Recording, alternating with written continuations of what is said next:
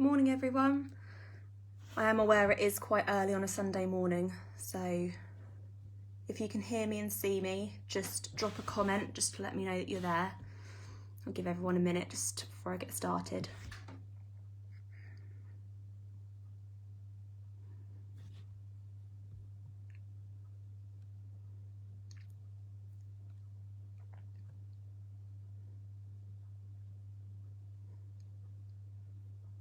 Hi Emma.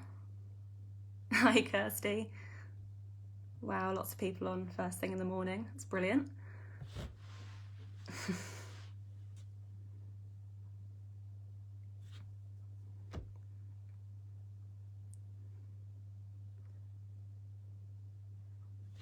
Perfect. So I'm just going to start off with basically saying who I am and a little bit about me first. So my name's Millie. So like everybody here in this group, I have a major love for animals. So that started when I was very young, had all sorts of different pets. I think as I got older, I knew that dogs were sort of the route that I wanted to actually go down. So I did loads of different courses, loads of volunteer work, lots of work experience, anything I basically could to try and get myself into the industry. I then ended up at university doing animal behaviour, and while I was at university I sort of knew that the training and the behaviour route was sort of actually where I wanted to go down, so I did a lot more work within that industry and ended up setting up a dog training and behaviour business while I was at uni as well. Then in 2018 I entered the kennel industry, so that's actually what I'm here to talk about today, is boarding kennels, because I think as boarding kennels they don't tend to get talked about that much. I think there's quite a lot of misconception around boarding kennels. So first of all, I want to actually start off by saying what boarding kennels actually are, going off what they are, what they can offer, and then actually explaining how they can be force-free. So kennels are generally a solid building structure. So that can be like a concrete building like your houses, it can be a purpose-built kennel, so sort of a pop-up system, or you can just get your normal wooden kennels as well. Most kennels do include heating, so you can have heating on an underfloor heating, you can have heat lamps, you can have ceiling heating, there's loads of different kinds, but majority of boarding kennels will include that heating as well. Typically, boarding kennels will include sort of your basic necessities. So that goes for beds, whether that's a plastic bed or a raised bed, water bowls, food bowls, all of that sort of thing. A lot of the time, basic bedding is also included. However, some kennels you do have to pay extra for certain things. So some kennels have exercise, training, other services, food, that sort of thing actually included in the price. Some kennels you do have to pay for it separately. So it is completely dependent where you go.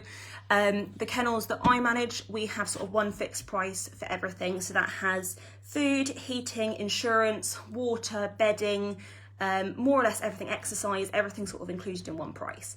And then we do offer additional services as well. So those services are swimming, we have a hydrotherapy pool, so we can offer fun swims while they're here with us.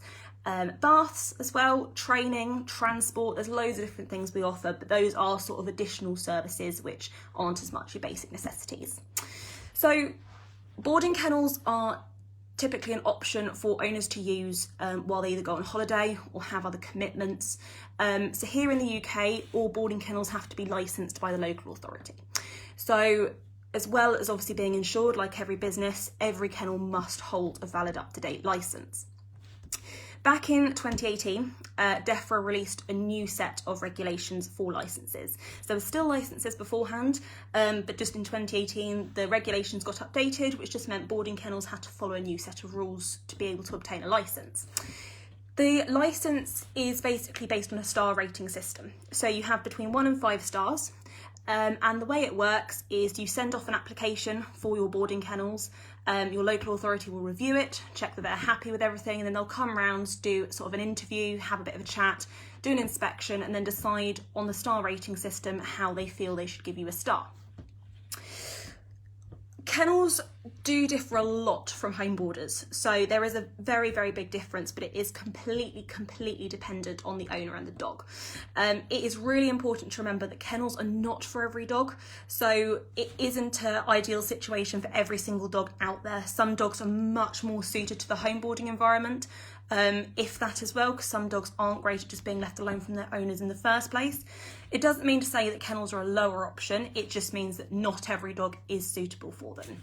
So dogs that have had negative past experiences, whether that's in sort of a rescue kennel environment, they might not strive as well in that boarding kennel environment. If they have had a bad start in life and then they ended up in a rescue, they might not have coped that well in the rescue in the first place if they had to find a fosterer or something like that.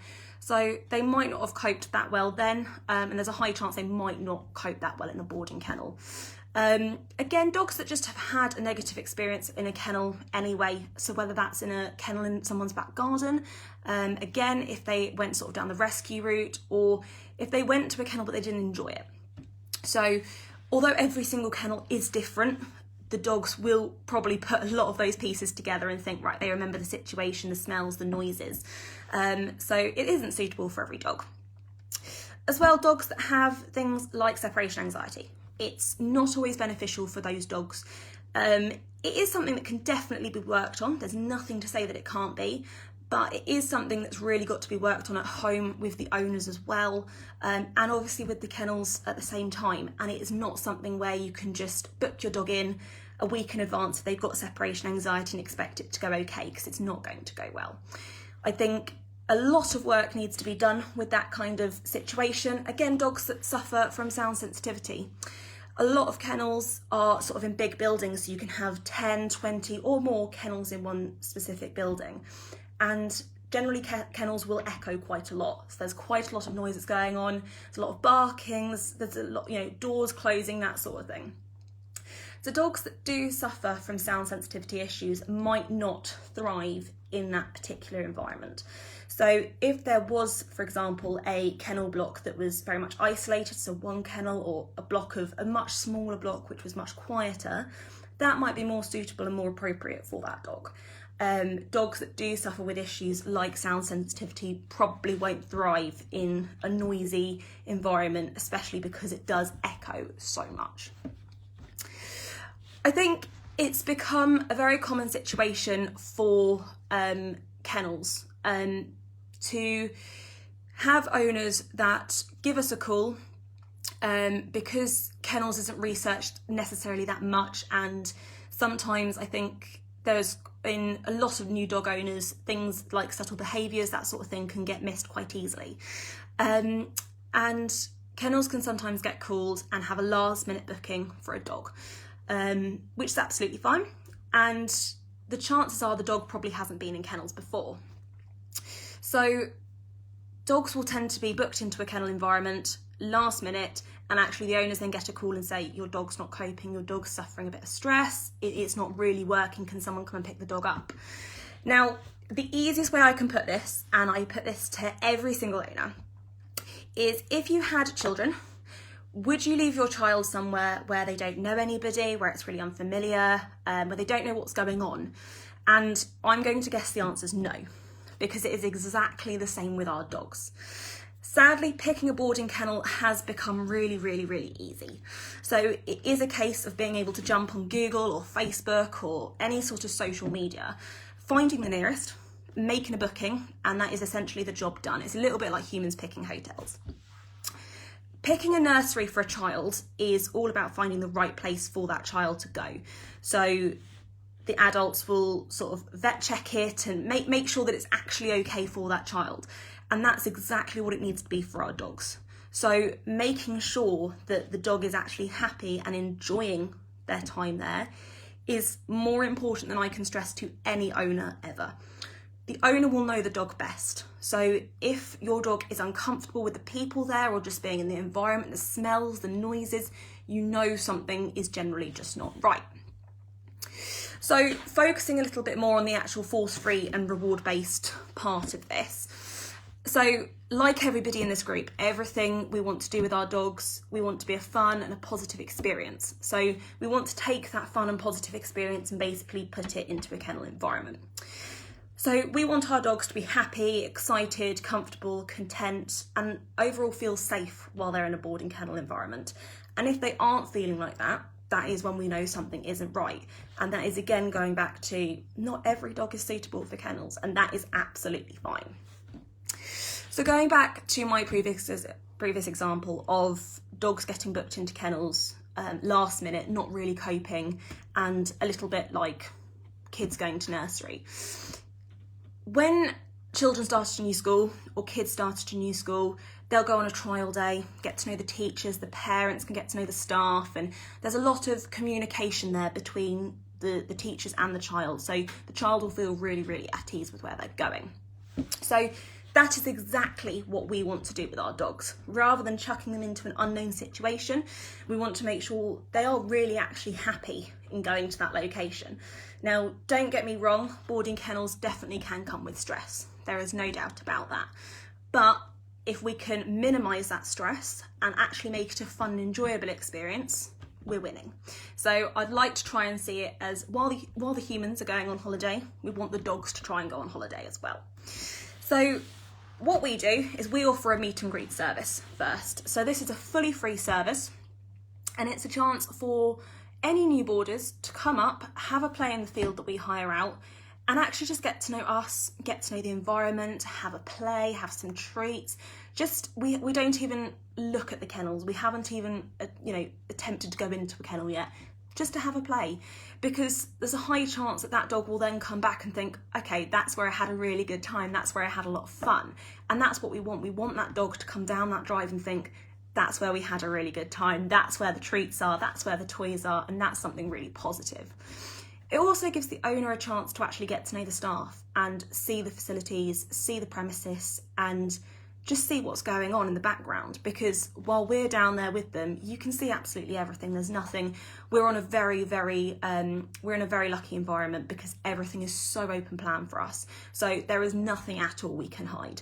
And it's nice because we do get a lot of feedback from owners saying that they literally can see everything. There's nothing we can hide at all. And it's nice because the owners will come down to the field and they'll be able to get to know us and us as actual staff, and us as Greendale, and us as the kennels that we're at. So it is a really nice place to start. We can then from that progress onto actual trial days. Now, again, if we have a dog that is quite nervous or isn't really sure about the situation, we might do a lot more meet and greets first. So that's not to say after 20 minutes of playing, we're going to go for a trial day, because it is completely dog dependent. In a trial day, what we then do is, again, dependent on the dog. This could be for an hour, it could be for half a day, it could be a day, completely dog dependent. We'll then basically say to the owner, okay, so we'll book the dog in for a trial day and we'll see how the dog actually acts in the kennels. Now, again, dog dependent. So if you had a dog that was much more nervous, and we've done lots of meet and greets, we're probably going to try and start off with half an hour to an hour to a couple of hours. And the best recommendation that we give to customers is that actually they are always around, so that they haven't got any big commitments on a day they're doing a trial day. Because if it does go pear-shaped, we want them to be able to come and get the dog. So we start off really nice and small and we work our way up, completely dependent on the dog's behaviour and how actually they're coping. So obviously you do have a massive difference in dogs that are, I say, actually content and are quite chilled being there, to dogs that have actually got to that point where they shut down because they're not coping. And we never let it get to that point, because you don't want to get it to that point. You don't want to have that negative association. You don't want to have that negative experience either. So we do those trial days as many times as we need to do. So that can be once if the dog is absolutely fine, or that can be 20, 30 plus times. It will literally be as many times as we need to do for that dog. That is just the day. So then we would completely go back onto a night board, which is again completely different. Owners can book the dog in for the day and then to the night, or just bring them in the afternoon to the night for the following morning. Obviously through the night it is different because generally it's a lot quieter because everybody's having a sleep. There's not all sort of the hustle and bustle of the world going on.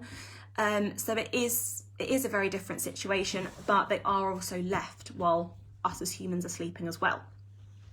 So we completely gradually build everything up for the dogs, again, dog dependent. And then depending how that night board goes, if everything goes okay, we might be able to say to the owner, awesome, so let's progress on to, we could do 2 days and a night, or progressing it on that way, rather than just saying to the owners, yeah, okay, that's cool, let's just, we're fine for 2-week board. Let's really try and gradually build it up so that the dog knows it's okay, mum and dad are always going to come back and collect me, everything's really fun here, we don't want it to become a stressful situation. Obviously, going on to a trial night is only if we think it's appropriate anyway. So usually by a meet and greet service or anything like that, you've got quite a good idea actually, is this dog suitable for kennels? Sometimes you only need a couple of hours with the dogs in the kennels to actually know, actually this is working, this isn't working. So again, completely appropriate for that dog. I think one of the most important things that I will say to anybody that ever works in kennels, it's more for the boarding industry as well, is to be 10,000% honest with the humans, the owners, the customers. Because actually, if you aren't honest, one, I think their dog is going to be able to tell their owners if they're enjoying it or not. If the dog comes away and isn't happy or isn't in the same condition as it was, anything like that, the owners are going to know. And I think communication with the owners is more important than I can stress to anybody, because having that constant communication, whether it does mean, you know, the owners have to be at home while you're doing trial days and things like that, keeping them in the loop is just so important for the dog's sake, because then the owners actually know you're being completely truthful. And also being truthful that kennels isn't for every dog. You know, I think as the kennel industry, we could all sit back and say, cool, yeah, that's fine, we'll take your money, and then every dog can stay. But it doesn't work like that. And if you work with animals, we all know you're in it for the animals, you're not in it for any other reason. So working, I think, with the kennel industry and other kennel owners and other kennel managers and other kennel staff, I think that's just the biggest thing I can always stress, is just be 100% honest. There are some owners out there that I know will say, well, why isn't my dog suited for kennels? And, you know, you just explain the experience that either they've had or that you found with the dog, or certain behaviours they were showing, and actually think, you know what, the home boarding environment may be a little bit better, or a daycare environment, or a dog walk, or, you know, something like that. But kennels aren't necessarily fit for every single dog. So when I'm talking about actually force-free kennels, what do I actually mean? So I manage fully force-free kennels completely. So we don't have anything aversive, anything like that on site. It's just not something that happens. So everything we do is reward-based. So training, baths, kennel work, absolutely everything. And I know that Katie dropped a question onto one of my posts in the group a couple of days ago or yesterday, asking about if there was a dog that didn't have access to a toileting situation in their kennel, so it wasn't like a pop hatch system or anything, how would I get them out of that situation to go to a toilet? So in that particular situation, usually prior to that situation, we would have done lots of meet and greets, lots of trial days to actually know if the dog is actually going to be okay in the kennel. If it was a last minute board, because they do happen, a dog that hadn't stayed in kennels and we were put in that situation, the first thing I'm going to do before doing anything actually with the dog is call the owner. Call the owner and say, look, this is the situation. Is there anything your dog likes? Why might your dog not like me touching him? A, B, and C. And actually find out directly from the owner what they want me to do. From that point, I can then think, right, okay, if the dog, for example, doesn't like his head being touched, the chances are he's not going to like his collar being touched. So getting him out of the kennel will be slightly difficult. I think working with owners is generally just the biggest thing I can say with that. We don't tend to have that many last minute boarders of dogs that haven't stayed in kennels or haven't stayed with us. It does obviously become a thing, it does happen. But in those situations, I think just being completely honest with the owner, and at the end of the day, we also have a form where if the owner cannot come and collect the dog, if needs be for a welfare reason, a friend has got to, some sort of emergency contact has got to come and collect that dog. So in that situation, I would be on the phone to the owner and saying, someone needs to come and collect the dog, because the dog's not happy, the dog is stressed, and by me going in there and trying to put a lead on the dog, it's only going to stress that dog out so much more. some dogs do... Oh, lots of comments coming through.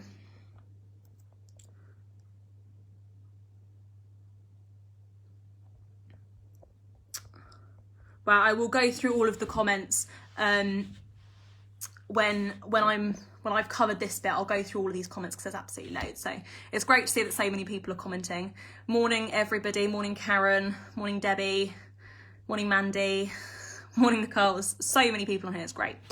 So yeah, so in that situation, it's all about communicating with the owners and getting someone to come and collect the dog. Obviously, there are situations, I know sort of from rescue experiences as well, where sometimes sitting with the dogs can actually help, but that's really not for all dogs at all. Obviously, kennels can be quite a confined area, so it's not something that it's not something that necessarily sitting in that confined area with a dog is actually going to help. In anything, it can actually make it a little bit worse. So we don't use force on any of our boarders in any situation. So, for example, baths. A lot of owners will book their dogs in for a bath, and commonly we hear, oh, my dog actually doesn't like water. Okay, so what we'll do is we'll take them to the groom room, so we have a wet room rather than an actual bath, so we don't have to pick them up, put them in a situation. And usually if an owner says they don't like water or they don't like a bath, that is already a red flag to us. So we do sort of sit there and say, right, well, if they don't like it, we're not doing it. So if we get into the room and they already just freak out by getting in there, we go back to the kennel. We'll go for a run, we'll go for a walk, that's fine. We're not going to put the dog in a situation where they stress. That obviously goes for baths, for taking dogs in and out of the kennels. So if a dog put the brakes on before even going in the kennels, we're not going to be dragging them in, we're not going to be forcing them in. We're going to go back to reception and say to the owner, this is what's going on. We don't want to drag dogs into situations, same as dragging them out of kennels. It just doesn't work like that, because all you're going to do is form such a negative experience. And you want it to be a good thing. You want it to be a case where the dog drags the humans down the drive, drags you to their kennel, and goes absolutely nuts, because I think the way that owners see us, and I think most owners do see us as this, is we are literally the crazy treat people. So a lot of dogs will know exactly where the treat pouches are, they know exactly where the next cocktail sausage is coming from, and I think that's the best way for dogs to see us, is the crazy treat people who give them loads of fuss, loads of playtime, have endless amounts of tennis balls, footballs they can destroy, just positive things, rather than actually necessarily the stressful dragging in and out of kennels or anything like that. We also have a firm policy of aversives. So should an owner decide that actually that is the route of training they wanted to go down, whether that's using shocks or prongs or anything along that route, that is their personal choice. However, they do not come onto our premises.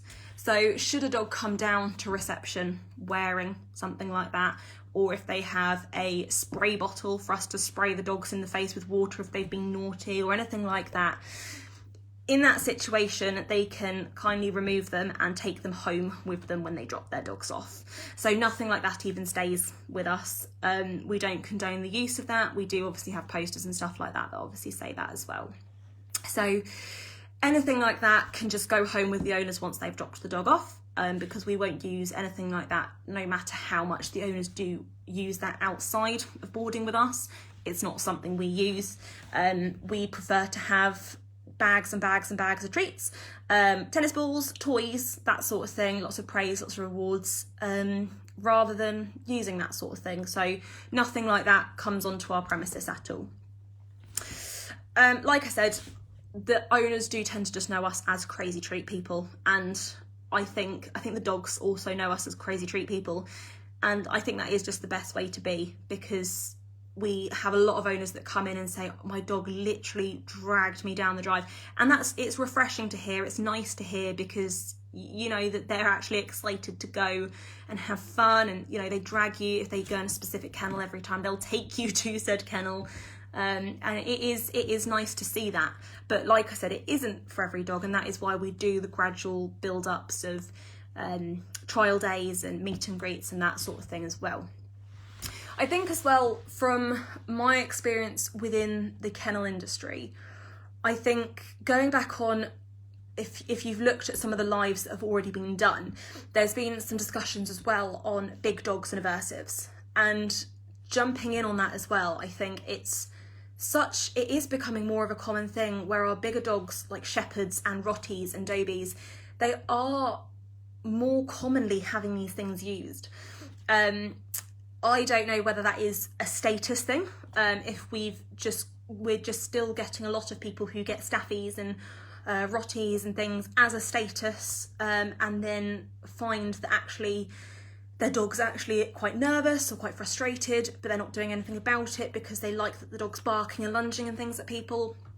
And we do get a lot of dogs in that haven't necessarily come from the status ordeal, but have come in and owners are quite, not necessarily reinforcing the fact that they're lunging and flying at people, but they didn't do anything about it in the first place because they preferred the dog to bark at people and protect the house and that sort of thing. And I think when they come in and they see in reception that the dog is reacting that way, or the dog might react that way, actually that's when they start to think we might actually have a problem. And we are more than happy to work through dogs like that.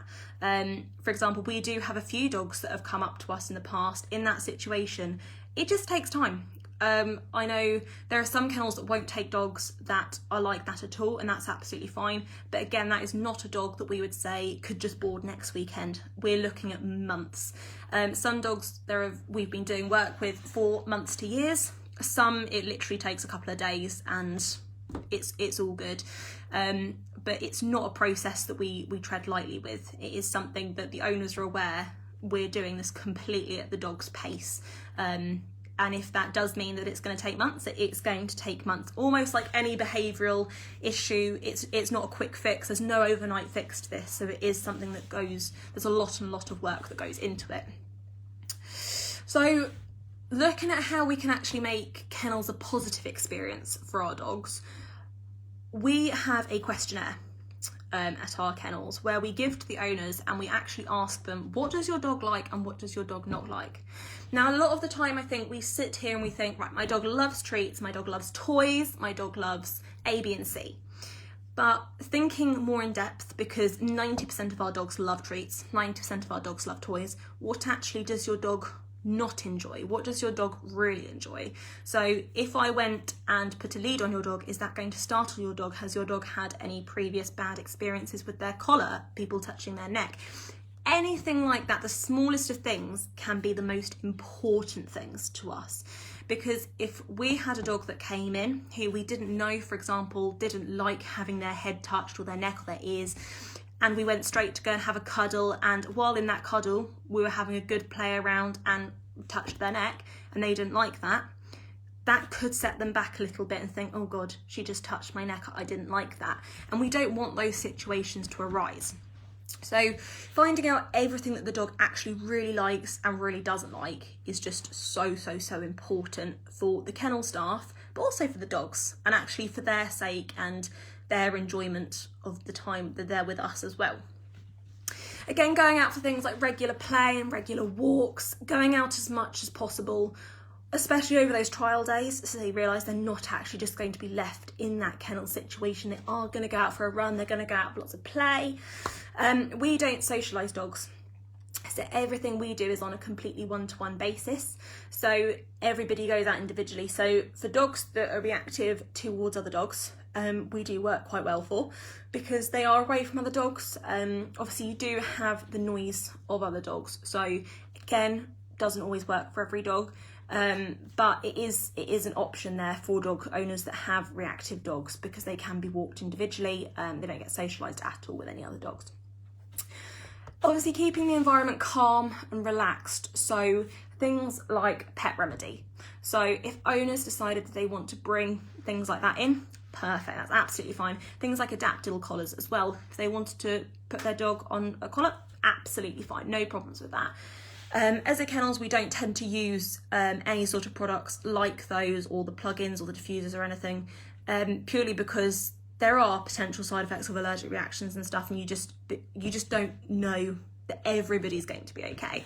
So there are certain dogs that we can use pet remedy and things for, obviously with the owner's consent on things like leads and collars and bedding and stuff like that. But it isn't something we tend to use a lot because we don't tend to have a lot of dogs in that need that, because we've done so much work prior. Enrichment. We love enrichment. So if you brought your dog in with 10 anti-gobble bowls, 10 Kongs, 10 treat balls, we love it. Absolutely love it. So anything enrichment wise, we are 10,000% up for. We do have enrichment ourselves. We do ask the owners to sign a form as well, so that they're happy for us to give them enrichment toys, things like Kongs and lick mats and stuff like that. But if owners want to provide those as well for their own dogs, perfect. We love anything like that that can keep them going while they're in the kennel, while they're not being walked. We love stuff like that. And I think as well, fun training. So what does the dog actually enjoy doing out of the kennel? So I know most dogs will tend to go on a couple, maybe 1-2 walks a day. But do they do anything in their spare time they actually enjoy? So scent work or agility or hoopers or anything at all. Do they do anything else that they really, really enjoy?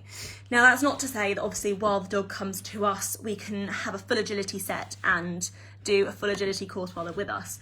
But knowing that little bit of extra information about that dog means actually we know how to get their mind working while they're with us. So rather than just taking them out and thinking, let's just play with the football, that might not actually do that for that dog. But actually getting them to do some trick training, some scent work, anything like that, that will really get the dogs to think and tire them out. And we all know that mental stimulation is perfect. So getting the dogs to use their noses while they're out is something that I find is really beneficial in the kennel environment. So any sort of scent work, whether that's a game of find it, just in some grass, hiding treats in tyres, in cones, around climbing equipment, anything at all, anything you have on hand, use it. Obviously there's really nice little basic games of getting like cake tins, putting tennis balls in them, hiding treats underneath. So things can be done really nice and really easily. But just working for that dog, finding out what that dog individually likes. And there is a high chance that if you had 20 dogs, none of those 20 dogs are going to be the same at all. You might have some dogs out of those 20 that enjoy doing similar things, which is great, but actually there's a high chance you're going to have one dog that loves scent work, one dog that just likes to have a potter, is an older dog, just likes to potter and have some fuss, another dog that is tennis ball mad, another dog that's going to prefer running around and doing zoomies and having a sunbathe than actually getting their nose to work. So every dog is completely different. So it is, again, just tailoring every board to that dog. I think the other thing that I'd mention is it's also so important for anybody that uses kennels or anyone that works in kennels to have a great relationship with local vets, because the vets are absolutely amazing. And also other professionals. So if you had a dog that came in who was working with a behaviourist or a trainer or a hydrotherapist or anybody for whatever reason, having that information and actually asking the owner, would you be happy for them to contact us, just so we can all stay in the same loop? Because if a dog is working with a behaviourist with the owner and it was something, for example, resource guarding, so food guarding, and the owner might not necessarily think for a kennel environment that's a big issue at all. But actually, by us asking, and it's one of the things that are in our questionnaire, by us asking, has your dog seen a trainer or a behaviourist or anything like that, and finding out why, can actually be detrimental to the dog's stay at the kennels. So if we didn't know that a dog was a guarder or had been seeing a behaviourist for those issues or anything like that, and then we went to just take the dog's bowl away out of the kennel, even if the dog wasn't necessarily close to us, that dog is probably going to react very differently to most. And finding that information out prior to any dog boarding is absolutely crucial, so we know actually we need to work around this situation.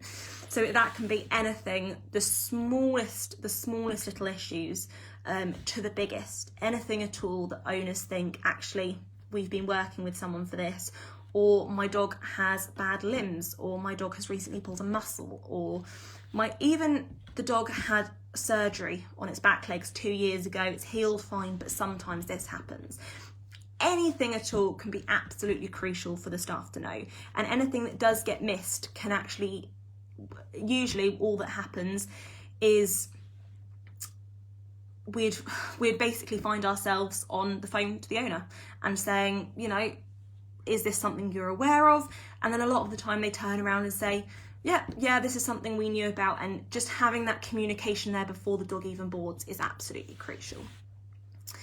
I think as well, it's the same as working with physiotherapists, vets. It's just so important, especially if you have a dog that is in that previously has had surgery or anything at all like that, and while the dog is boarding with you, you notice any problems, you can ring their vets directly and explain, you know, the dog is boarding with you, what can we do to help the dog, what can we do to accommodate that dog, and again, it's whatever is appropriate for that dog. Again, if the dog needs to go home, the dog needs to go home, but working with as many local professionals as possible is the best way forward. Let's have a look. My dog is deaf and relies on visual cues, hand signals and facial expressions. How would your kennel accommodate to this? So we do actually have a couple of dogs that come in that are deaf. They are absolutely crazy. They are absolutely lovely. And I think the biggest thing for dogs in kennels is routine. So I know with some home boarders and things, you can get slightly different routines of, for example, when they last go out to a toilet or when everyone goes to bed. With kennels, it is a very scheduled routine to the T. So everything is done on a time limit. So the dogs tend to learn, deaf, blind, fully hearing and seeing, they tend to learn the routine pretty easily anyway, because it's exactly the same every single day. So the dogs that we do have in that are deaf have generally just learnt what's going on next, what's going on here, what's going on there. And we make it as easy as absolutely possible for them. So we have two different sets of kennels. We have two sets of kennels which have a pot patch system, so they can go in and out through the day. And then we have another set of kennels which does have a kennel and a run, but they are separate. So we take the dogs out individually to those areas. And I know with deaf dogs and blind dogs, obviously the biggest thing is to not startle them. You don't want them to be stressed, and you don't want them to be in an uncomfortable situation, especially when you don't have that additional sense.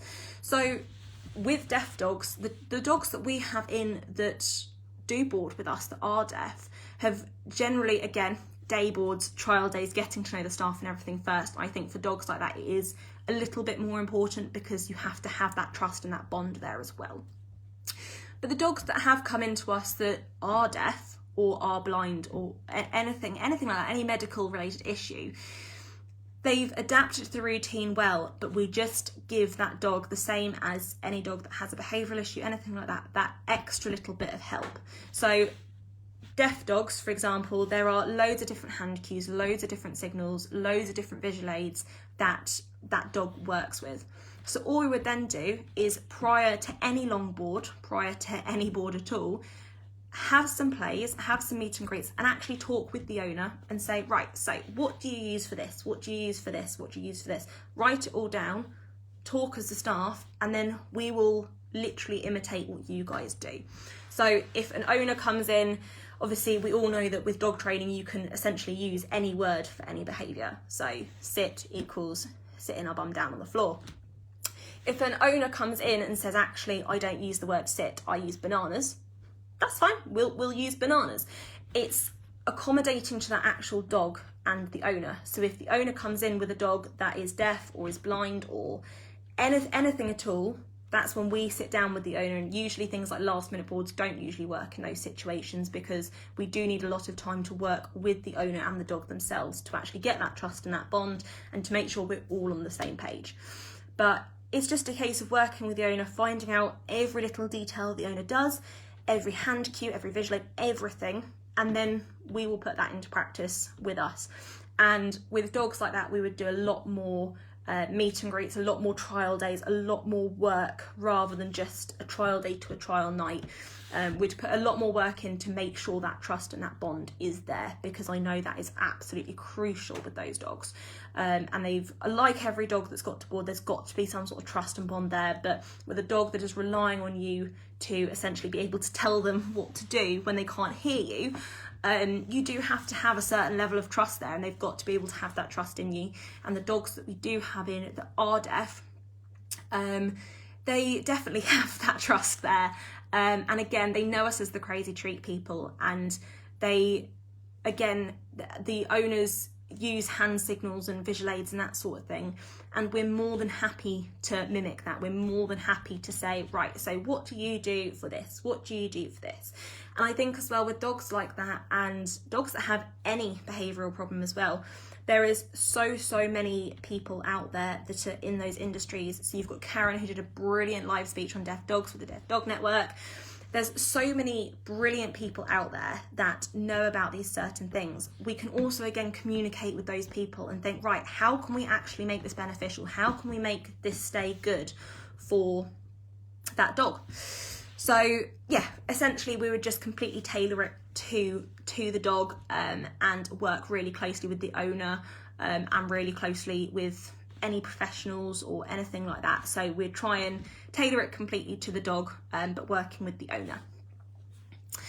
So I think the other bit that I just wanted to mention is why are force-free kennels actually so important? So the first thing is, obviously, like I said, kennels can be a stressful place. There is no doubt about that. But minimising that stress is completely possible, 100% possible. So if there is any stress, minimising it completely, whether that is through individual dogs and doing lots of trial days, lots of day boards, lots of meet and greets, everything like that, or if that's just the environment in itself. So rather than just having a plain echoey building, playing things like classic FM, doing whatever you possibly can to keep those stress levels down. There's a high chance as well, by using a force-free kennels, the dog is going to enjoy it a lot more, because they're going to come away having had a... Thank you, thank you, Karen. The dogs will have had a much more positive experience. So they will know that actually everything's on their terms, they're comfortable, they're happy, there's lots of treats, there's lots of good things going on. And I think, hey Suzanne, and I think that's really, really important for every dog that boards at a kennels, is that it actually is a really, really good positive experience. I know that so many other kennel owners, kennel managers, kennel staff will be with me on that, is that all we want to do is make it a positive thing. And if it's not a positive thing, that's how we know that kennels isn't right for that dog, and that's absolutely fine. So they are more likely to enjoy it if it is a positive experience. And I think building that positive experience is absolutely crucial, whether that is through having to do lots of meet and greets or loads of treats or their favourite toy, whatever that may be, and getting owners to bring in their own bedding that smells of home, and all these different things.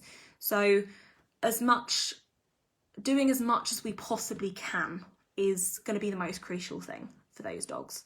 And the same as well, we do have a cattery as well. The same goes for cats. I could go on for a whole hour about how to do force-free with cats as well.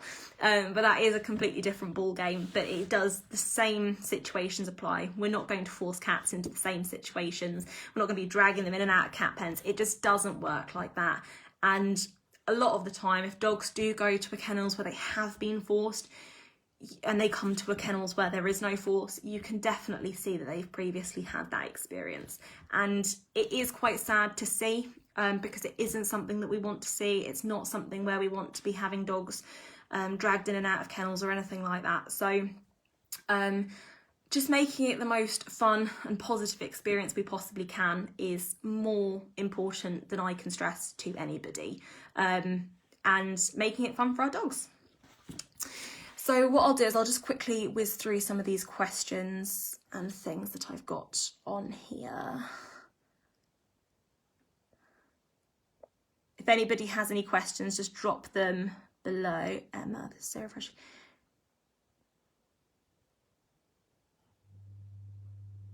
Yeah, Emma, completely. There are negative experiences the dogs can have with kennels. It's not something that doesn't happen, because it is something, but it is... I mean, what I will do afterwards, obviously, Ruby, if this is okay, I will drop my details below in the comments, so anyone can get in touch with me and actually have a chat about how force-free kennels work, because there are still places, the same kennels, you know, you could go on through the whole animal industry that work like that, as we all know. But I think as we're all here over this weekend is because we're force free and we're aversive free, and we don't like anything like that. And I wouldn't be here right now talking about it if I didn't believe that that was the way forward. And, you know, and it's proven that kennels can work in that environment. So it is definitely something that we are very happy to promote. Oh, Beth's already commented. Thanks, Beth. Karen. Do you market yourself as force free kennels? Yes, 100%. So we have got, it's sort of scattered all over our website and everything like that, that we are completely reward based, force free.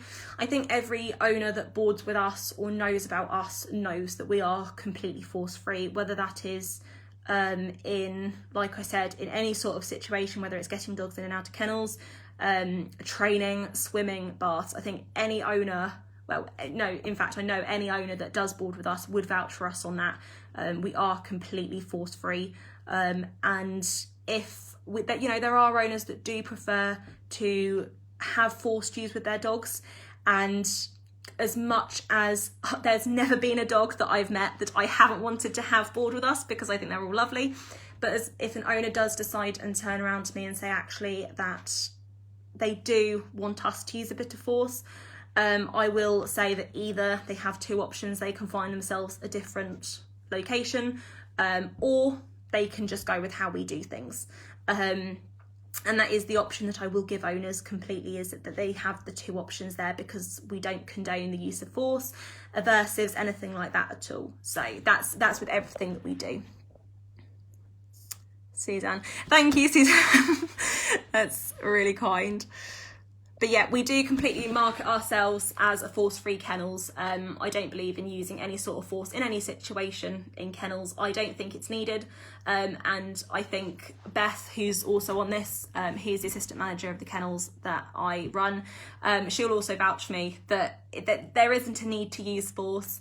And I think we have a lovely, amazing team of staff who would all agree that there's not a need, and anyone that says there is a need to use force in that situation, I would quite happily have a discussion with and explain that actually there isn't, because so far we've never had an issue. And I think, like I said, we're known as the crazy treat people, the crazy toy people, and I think that's the best way to be, really, and be associated by the dogs and the owners as just the people that, in all honesty, are barking mad, who get probably too excited to see the dogs coming down the drive, and the cats. And you can just tell if you work in the animal industry, you do it completely for the love of the animals and not for any other reason. So if a dog isn't enjoying it, or a dog is not coping or anything like that, then in my mind, kennels is not the place for the dog. So we work out an alternative. We have a list of fabulous home boarders that we work closely with, fabulous daycares, dog walkers, everybody, who we 100% recommend. And there's so many home boarders that I recommend personally. I think they're amazing. So if there is a dog that is not suitable for kennels, they get completely passed over to them. And vice versa, because there are some dogs that actually really thrive in the kennel environment with the routine and that sort of thing. Service dogs, working dogs, there are some kennels that really do thrive, some dogs that really do thrive in kennels. So again, it can be vice versa. They get referred to us, we get referred to them, but it's great to work with loads of local professionals who are absolutely fabulous. Again, all force free, all reward based, so they know where we're coming from. But that's it from me. So I want to obviously just say thank you to Ruby and everyone that's made this possible this weekend, because it's been absolutely brilliant. I've learned absolutely loads so far from everybody else's lives and all the other speakers. So I'm really excited to just carry on the rest of the afternoon. Hey, Ruby. What I will do is I will pop my details below in the comments.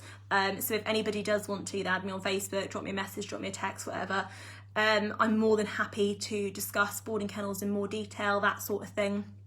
But yeah, thank you all for watching, and I hope you have a great rest of your Sunday.